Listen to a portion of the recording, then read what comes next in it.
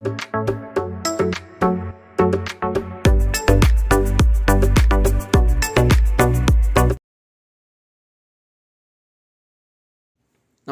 ഏവർക്കും study Nifty മലയാളത്തിൻ്റെ daily market ന്യൂസിലേക്ക് സ്വാഗതം. ഇന്ന് ഡിസംബർ 2 ചൊവ്വാഴ്ചയാണ്. ഇന്നലെ നമ്മൾ നിഫ്റ്റിയെക്കുറിച്ച് പറഞ്ഞതുപോലെ തന്നെ കൃത്യമായി അപ്സൈഡിലെ ആ ഒരു റെസിസ്റ്റൻറ്റ് ട്രെൻഡ് ലൈൻ കൂടാതെ 26,300 എന്ന പ്രധാനപ്പെട്ട ആ ഒരു റെസിസ്റ്റൻസ് ഏരിയയും ടച്ച് ചെയ്തതിന് ശേഷം ഒരു ഫോളാണ് നമുക്ക് നിഫ്റ്റിയിൽ കാണാൻ കഴിഞ്ഞത്. ഇന്നത്തെ ഏറ്റവും ഹൈലൈറ്റ് ആയിട്ടുള്ള കുറച്ച് വാർത്തകളിലേക്ക് വരാം. അതിന് മുന്നേ നമ്മുടെ വീഡിയോ ആരെങ്കിലും ലൈക്ക് ചെയ്യാൻ മറന്നു പോയിട്ടുണ്ടെങ്കിൽ ദയവ് ചെയ്ത് വീഡിയോ ഒന്ന് ലൈക്ക് ചെയ്യുക. ചാനൽ സബ്സ്ക്രൈബ് ചെയ്യാത്തവർ ഇപ്പോൾ തന്നെ ചാനൽ ഒന്ന് സബ്സ്ക്രൈബ് ചെയ്യുക. ഇന്ത്യൻ ഓഹരി വിപണികൾ അസ്ഥിരത തുടരുകയാണ്. കഴിഞ്ഞ 6 ട്രേഡിംഗ് ദിവസങ്ങളിലായിട്ട് സെൻസെക്സ് ഇത് ആദ്യമായി 86,000 ക്രോസ് ചെയ്തെങ്കിലും അവിടെ സസ്റ്റെയിൻ ചെയ്യാൻ പറ്റാതെ താഴുകയുണ്ടായി.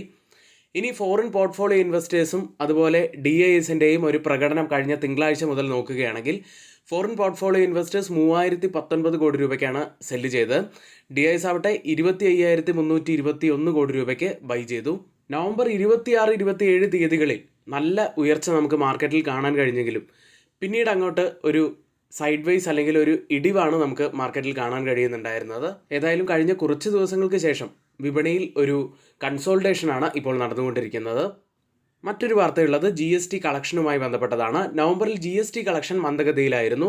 നവംബറിൽ മൊത്ത GST കളക്ഷൻ 1.75 ലക്ഷം കോടി രൂപയായിരുന്നു. ഇത് വാർഷികാടിസ്ഥാനത്തിൽ 4%, പ്രതിമാസം 10.7% കുറഞ്ഞു. 2024 സെപ്റ്റംബറിന് ശേഷമുള്ള ഏറ്റവും താഴ്ന്ന നിലയാണിത്.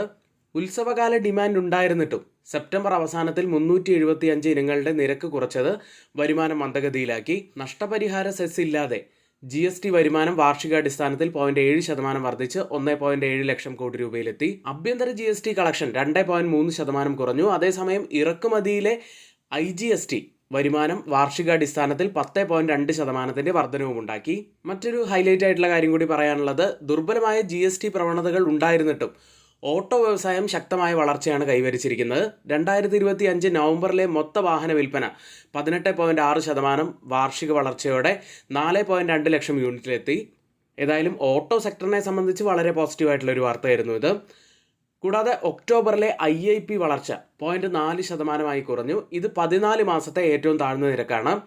നിർമ്മാണ മേഖല 1.8% നേട്ടം കൈവരിച്ചു. ഖനനം 1.8% ഇടിവുണ്ടാക്കി. വൈദ്യുതി 6.9% ഇടിഞ്ഞു. ഏതായാലും GST നിരക്ക് വെട്ടിക്കുറയ്ക്കൽ ഉപഭോഗം വർദ്ധിപ്പിച്ചിട്ടുണ്ട്. പക്ഷേ നികുതി വരുമാനത്തെ ഇത് കാര്യമായി തന്നെ ബാധിച്ചു എന്ന് തന്നെയാണ് ഈ ഡാറ്റ സൂചിപ്പിക്കുന്നത്. ഇറക്കുമതി ശക്തമാണ്, ആഭ്യന്തര ഡിമാൻഡ് നികുതി ഇളവ് ദുർബലമാണ്. ഓട്ടോ സെക്ടർ പോസിറ്റീവായി തുടരുന്നു എന്നും ഈ വാർത്ത കാണിക്കുന്നു. അടുത്തത് LICയുമായി ബന്ധപ്പെട്ട ഒരു വാർത്തയാണ്. LICയുടെ നിക്ഷേപങ്ങളെക്കുറിച്ച് സർക്കാരിൻ്റെ ഒരു അഭിപ്രായമാണ് ഇനി പറയുന്നത്. അദാനി ഗ്രൂപ്പുമായി ബന്ധപ്പെട്ടവ ഉൾപ്പെടെയുള്ള നിക്ഷേപ തീരുമാനങ്ങളിൽ സർക്കാർ LICയെ ഉപദേശിക്കുകയോ നിർദ്ദേശിക്കുകയോ ചെയ്യുന്നില്ലെന്ന് ധനകാര്യമന്ത്രി നിർമ്മല സീതാരാമൻ വ്യക്തമാക്കി. LIC സ്വന്തം ബോർഡ് അംഗീകരിച്ച പ്രക്രിയകൾ പിന്തുടരുന്നു, കർശനമായ ജാഗ്രത പുലർത്തുകയും ചെയ്യുന്നു. അദാനി ഗ്രൂപ്പിന്റെ ഒരു വലിയ ഇൻവെസ്റ്റർ കൂടിയാണ് LIC. ഇൻവെസ്റ്റേഴ്സിനിടയിൽ ഒരു കൺസേൺ നിലനിൽക്കുന്നതുകൊണ്ടാണ് ഫിനാൻസ് മിനിസ്റ്ററിന്റെ ഭാഗത്തു നിന്നും ഇപ്പോൾ ഒരു ക്ലാരിറ്റി LICയുടെ ഇൻവെസ്റ്റ്മെന്റിൽ നമുക്ക് കിട്ടിയിരിക്കുന്നത്. ഏതായാലും LICയുടെ ഇൻവെസ്റ്റ്മെന്റിൽ സർക്കാരിന്റെ ഭാഗത്തു നിന്നും ഒരു തരത്തിലുള്ള കൈകടത്തലും ഇല്ല എന്ന് തന്നെയാണ് ഈ വാർത്ത സൂചിപ്പിക്കുന്നത്. അത് LICയെ സംബന്ധിച്ച് പോസിറ്റീവായിട്ടുള്ള ഒരു കാര്യം തന്നെയാണ്. ഗ്ലോബൽ മാർക്കറ്റുകളിലേക്ക് ആദ്യം US മാർക്കറ്റുകൾ. ട്രഷറി ഈൽഡുകൾ ഉയർന്നതും പുതിയ സാമ്പത്തിക ഡാറ്റ ദുർബലമാണെന്ന് തിങ്കളാഴ്ച പുറത്തു വന്ന ഡാറ്റയും കാരണം US ഓഹരി വിപണികൾ അല്പം ഇടിഞ്ഞാണ് ഇന്നലെ ക്ലോസ് ചെയ്യുന്നത്. ഡൗ ജോൺസ് 0.9% ഇടിഞ്ഞു. S&P 500 0.53%, Nasdaq 0.38% ഇടിവുമുണ്ടാക്കി. US ഫാക്ടറികൾക്ക് ഓർഡറുകൾ കുറയുകയും ഉയർന്ന ചെലവുകൾ നേരിടുകയും ചെയ്യുന്നതിനാൽ നവംബറിൽ തുടർച്ചയായിട്ടുള്ള 9ാം മാസവും US മാനുഫാക്ചറിംഗ് ഇടിഞ്ഞതായി ഡാറ്റ സൂചിപ്പിക്കുന്നു. ഡിസംബർ 10 തീയതിയാണ് ഫെഡറൽ റിസർവിൻ്റെ മീറ്റിംഗ് നടക്കാനിരിക്കുന്നത്. ഇനി CME ഫെഡ് വാച്ച് ടൂൾ കാണിച്ചു തരുന്നത്, ഇന്നലെ ആ ഡാറ്റയിലൊക്കെ ഒരു ഇടിവുണ്ടായിട്ട് പോലും CME ഫെഡ് വാച്ച് ടൂൾ പറയുന്നത് 25 ബേസിസ് പോയിന്റ്സ് റേറ്റ് കട്ടിനുള്ള സാധ്യത ഇപ്പോഴും 85.4% എന്നാണ്. ഇനി ഇന്നലെ US ലിസ്റ്റ് ചെയ്ത ഇന്ത്യൻ കമ്പനികളുടെ പ്രകടനം നോക്കുകയാണെങ്കിൽ HDFC ബാങ്ക് 3.76% ഇടിഞ്ഞു. ICICI ബാങ്ക് 2% ഇടിഞ്ഞു. ഇൻഫോസിസ് 0.14% ഇടിഞ്ഞപ്പോൾ വിപ്രോ ഒരു മ്യൂട്ടഡ് അവസ്ഥയിലാണ് ക്ലോസ് ചെയ്യുന്നത്. ഡോക്ടർ റെഡ്ഡി ലബോറട്ടറീസ് 0.78% ഇടിഞ്ഞു. ഇന്നലത്തെ യൂറോപ്യൻ വിപണികളിലേക്ക് വന്നാൽ പ്രധാനപ്പെട്ട മാർക്കറ്റുകളെല്ലാം ഇന്നലെ ഇടിഞ്ഞിരുന്നു. അതിൽ തന്നെ കൂടുതൽ ഇടിവുണ്ടാക്കിയത് ജർമ്മൻ മാർക്കറ്റ് ഡാക്സ് ആയിരുന്നു. 1% മുകളിൽ ഇടിഞ്ഞു. ഇപ്പോൾ ട്രേഡിംഗ് ആരംഭിച്ചിരിക്കുന്ന ഏഷ്യൻ മാർക്കറ്റുകളിലേക്ക് വന്നാൽ ജപ്പാൻ മാർക്കറ്റ് നിക്കി 0.56% നേട്ടത്തിലാണ് ഇപ്പോൾ ട്രേഡ് ചെയ്യുന്നത്. കോസ്പി മാർക്കറ്റ് 1.47% നേട്ടത്തിലും ഗിഫ്റ്റ് നിഫ്റ്റി ഇപ്പോൾ ഉള്ളത് 26,336 എന്ന നിലയിൽ 24 പോയിന്റ്സ് ഇടിഞ്ഞാണ് ട്രേഡിംഗ് നടന്നുകൊണ്ടിരിക്കുന്നത്. ഇപ്പോൾ സമയം 7 മണിയാണ്. ഇപ്പോഴത്തെ ഈ ഒരു നില വെച്ച് നിഫ്റ്റിയിൽ ഒരു മ്യൂട്ടഡ് ഓപ്പണിങ്ങിനാണ് സാധ്യതയുള്ളത്. ഇനി ആർക്കെങ്കിലും നമ്മുടെ പെയ്ഡ് എഡ്യൂക്കേഷൻ ടെലിഗ്രാം ചാനലിൽ 1299 രൂപയ്ക്ക് 55% ഡിസ്കൗണ്ടോട് കൂടി ജോയിൻ ചെയ്യാൻ താല്പര്യമുണ്ടെങ്കിൽ ഇപ്പോൾ തന്നെ തൊട്ടുമുകളിലെ വാട്സാപ്പ് നമ്പറിൽ ഒന്ന് മെസ്സേജ് അയച്ച് നിങ്ങൾക്ക് ജോയിൻ ചെയ്യാവുന്നതാണ്. മാർക്കറ്റ് ഇപ്പോൾ നല്ലൊരു സിറ്റുവേഷനിലാണ് ഉള്ളത്. അതുകൊണ്ട് തന്നെ ഒത്തിരിയേറെ സ്റ്റോക്കുകൾ നമ്മുടെ ടാർഗറ്റ് ഹിറ്റ് ചെയ്യുന്നുണ്ട്. അപ്പോൾ കൂടുതലായിട്ടുള്ള കാര്യങ്ങൾക്ക് നിങ്ങൾക്ക് ഞങ്ങളുടെ വാട്സപ്പ് ഗ്രൂപ്പ് സന്ദർശിക്കാവുന്നതാണ്. ഇനി പ്രധാനപ്പെട്ട കുറച്ച് സ്റ്റോക്ക് ന്യൂസുകളിലേക്കാണ്. ആദ്യം ബജാജ് ഹൗസിംഗ് ഫിനാൻസ്. നിയമങ്ങൾ പാലിക്കുന്നതിനായി ബജാജ് ഫിനാൻസ് കമ്പനിയിലെ 2% ഓഹരികൾ പൊതുജനങ്ങൾക്ക് വിൽക്കും. ഈ വിൽപ്പനയിൽ നിന്ന് അവർ ഏകദേശം 1740 കോടി രൂപ സമാഹരിക്കും. അടുത്ത് ഹുണ്ടായ് മോട്ടോർ ഇന്ത്യ എന്ന കമ്പനിയാണ്. നവംബറിൽ ഹുണ്ടായ് 66,840 കാറുകൾ വിറ്റു.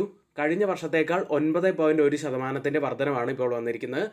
SUVകൾക്കുള്ള ശക്തമായിട്ടുള്ള ഡിമാൻഡും മികച്ച കയറ്റുമതിയാണ് വളർച്ചയ്ക്ക് കാരണം. ടാറ്റ മോട്ടോഴ്സിന്റെ കാര്യത്തിലേക്ക് വന്നാൽ കാർ വിൽപ്പനയിൽ നവംബറിൽ 26% വാർഷിക വളർച്ചയാണ് ഉണ്ടായിരിക്കുന്നത്. 59,199 യൂണിറ്റിലെത്തി. ആഭ്യന്തര വിൽപ്പനയിൽ 22% വർധനവും വന്നിരിക്കുന്നു. അടുത്ത ഭാഗ്യനഗർ ഇന്ത്യ എന്ന കമ്പനിയാണ്. സൗരോർജ്ജ ബിസിനസ്സിലേക്ക് പ്രവേശിക്കുന്ന ടോപ്സൺ സോളാറിൽ 100% ഓഹരികൾ കമ്പനി വാങ്ങി. ഡിസംബർ 3 കരാർ പൂർത്തിയാകും. അടുത്ത ആദിത്യ ബിർള ക്യാപിറ്റലാണ്. റൈറ്റ് ഇഷ്യൂ വഴി ഭവന ധനകാര്യ അനുബന്ധ സ്ഥാപനങ്ങളിൽ 100 കോടി വരെ കമ്പനി നിക്ഷേപിക്കും. അടുത്ത രാംകോ ഇൻഡസ്ട്രീസ് എന്ന കമ്പനിയാണ്. ക്രിസിൽ അതിൻ്റെ വാണിജ്യ പേപ്പറിൽ A1+ റേറ്റിംഗ് വീണ്ടും സ്ഥിരീകരിച്ചു. കമ്പനിയെ സംബന്ധിച്ച് പോസിറ്റീവായിട്ടുള്ള ഒരു വാർത്തയാണ്. അടുത്ത ഹോം ഫസ്റ്റ് ഫിനാൻസ് എന്ന കമ്പനിയാണ്. ഗവൺമെൻറ് പെൻഷൻ ഫണ്ട് ഗ്ലോബൽ 5% കമ്പനിയിൽ അവരുടെ ഓഹരികൾ വർദ്ധിപ്പിച്ചു. ഇന്ന് F&O സെഗ്മെൻറ്റിൽ ബാനായ സ്റ്റോക്ക് സമ്മൻ ക്യാപിറ്റൽ മാത്രമാണ്. ഇന്നത്തെ ഏറ്റവും പ്രധാനപ്പെട്ട കുറച്ച് സ്റ്റോക്ക് ന്യൂസുകളാണ് നമ്മളിവിടെ പറഞ്ഞിരിക്കുന്നത്. ഇനി നമ്മുടെ ഈ വീഡിയോയ്ക്ക് ആരെങ്കിലും ലൈക്ക് ചെയ്യാൻ മറന്നു പോയിട്ടുണ്ടെങ്കിൽ ദയവ് ചെയ്ത് വീഡിയോ ഒന്ന് ലൈക്ക് ചെയ്യുക. അടുത്തതായി FIDE ആക്ടിവിറ്റിയിലേക്കാണ്. FIS ഇന്നലെ 1171 കോടി രൂപയ്ക്കാണ് സെല്ല് ചെയ്ത്. DIS ആവട്ടെ 2559 കോടി രൂപയ്ക്ക് ബൈ ചെയ്തു. FISന്റെ ഭാഗത്ത് നിന്നുള്ള സെല്ലിംഗ് വീണ്ടും തുടർന്നുകൊണ്ടിരിക്കുന്നു. എന്നാൽ DISന്റെ ഭാഗത്ത് നിന്നുള്ള ബൈയിങ് വീണ്ടും പഴയപടി തന്നെ വളരെ ശക്തമായിട്ട് ഉണ്ട് എന്ന് തന്നെയാണ് ഈ ഡാറ്റ സൂചിപ്പിക്കുന്നത്. ഇന്ന് നമ്മൾ നിഫ്റ്റിയിലും ബാങ്ക് നിഫ്റ്റിയിലും ശ്രദ്ധിക്കേണ്ട പ്രധാനപ്പെട്ട കുറച്ച് കാര്യങ്ങളിലേക്കാണ്. 26,176 27 പോയിന്റ്സ് ഇടിഞ്ഞാണ് നിഫ്റ്റി ഇന്നലെ ക്ലോസ് ചെയ്യുന്നത്. അപ്സൈഡിൽ 2 പ്രധാനപ്പെട്ട കാര്യങ്ങൾ നമ്മൾ സൂചിപ്പിച്ചിരുന്നു. ഒന്ന് അപ്സൈഡിലെ ആ ഒരു റെസിസ്റ്റൻറ്റ് ട്രെൻഡ് ലൈനും കൂടാതെ 26,300 നമ്മൾ പ്രധാനപ്പെട്ടതായി പറഞ്ഞിരുന്നത്. മുൻപ് 2 തവണ നിഫ്റ്റി ഈ ഒരു ലെവലിൽ ടച്ച് ചെയ്തതിന് ശേഷമാണ് തിരിച്ചിറങ്ങിയത്. ഇപ്പോഴിതാ വീണ്ടും തുടർച്ചയായിട്ടുള്ള 3ാമത്തെ ദിവസം ഇതേ ലെവലിൽ തന്നെ ടച്ച് ചെയ്തതിന് ശേഷം നിഫ്റ്റി ഇടിയുകയുണ്ടായി. അതായത് 26,300 വളരെ പ്രധാനപ്പെട്ട ഒരു റെസിസ്റ്റൻസ് ഏരിയ ആണ് എന്ന് വീണ്ടും നമുക്ക് കാണാൻ കഴിഞ്ഞു. ഇനി അപ്സൈഡിൽ വീണ്ടും 26,300 കൂടാതെ അപ്സൈഡിലെ ഈ റെസിസ്റ്റൻറ്റ് ട്രെൻഡ് ലൈനും കൂടി ശ്രദ്ധിക്കേണ്ടതാണ്. ഡൗൺ സൈഡിലേക്ക് വന്നാൽ നമ്മൾ ശ്രദ്ധിക്കേണ്ടത് 10 ഡേ EMA വരുന്നത് 26,080 20 ഡേ EMA വരുന്നത് 25,959 അതായത് വളരെ പ്രധാനപ്പെട്ട സൈക്കോളജിക്കൽ ലെവലായിട്ട് 26,000 വരുന്നുണ്ട്. അപ്പോൾ ഈ ഒരു 3 ലെവലുകളും നമ്മൾ പ്രത്യേകം വാച്ച് ചെയ്യേണ്ടതായിട്ടുണ്ട്. ഓവറോൾ ട്രെൻഡ് ഇപ്പോഴും പോസിറ്റീവായി തന്നെ തുടരുന്നുണ്ട്. പക്ഷേ ചെറിയ വീക്ക്നെസ്സുകൾ നമുക്ക് ഇൻഡിക്കേറ്ററുകളിൽ കാണാനും സാധിക്കും.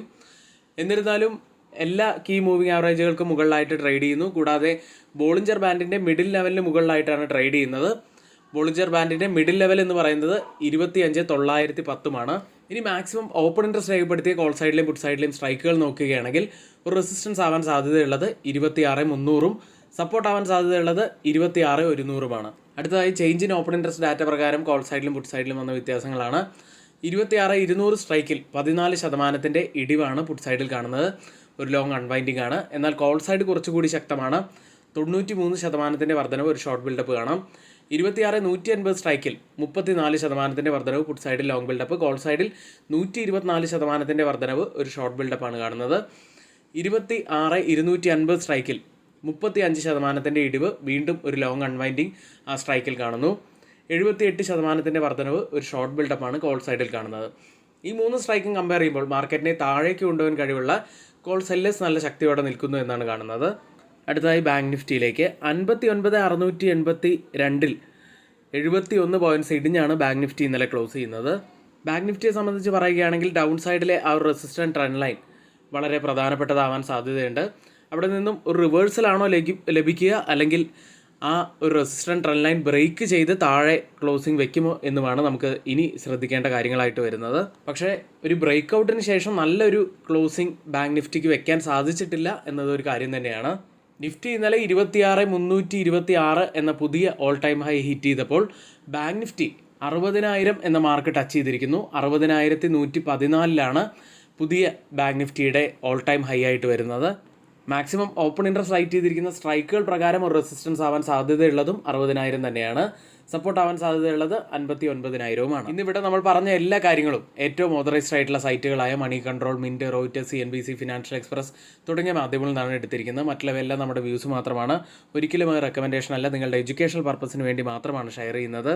ഇനി ആർക്കെങ്കിലും പുതിയൊരു ഡിമാറ്റ് അക്കൗണ്ട് ഓപ്പൺ ചെയ്യണമെന്നുണ്ടെങ്കിൽ ലിങ്ക് നമ്മൾ ഡിസ്ക്രിപ്ഷൻ ബോക്സിലാണ് നൽകിയിരിക്കുന്നത്. ഇവിടെ നമ്മൾ ഓപ്പൺ ഇൻട്രസ്റ്റ് ഡാറ്റയൊക്കെ അനലൈസ് ചെയ്തിരിക്കുന്നത് OI പൾസ് എന്ന സൈറ്റിലൂടെയാണ്.